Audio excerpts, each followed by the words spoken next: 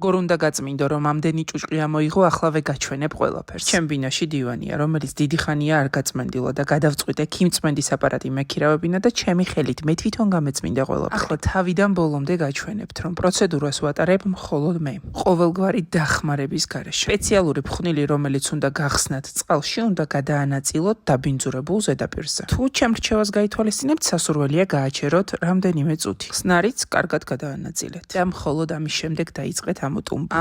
ამოდის ეს ჭუჭყიანი წყალი და დამიჯერეთ არ მთავრდება. ფიქრობ იმ წუთშივე, რომ ამდენი ჭუჭყი აქ სადეტეო და თითქოს არც ეტყობოდა, სუფთას გავდა ეს დივანი. მაგრამ ის კადრი ხო გახსოვთ თავიდან რო გაჩვენეთ.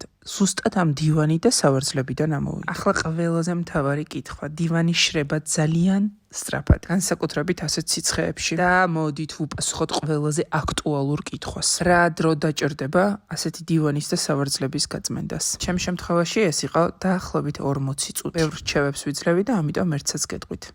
თუ ასეთი დივანი და სტანდარტული მატრასის გაწმენდა გინდათ, 3 საათით სავსებით საკმარისია, რომ იქირავოთ აპარატი.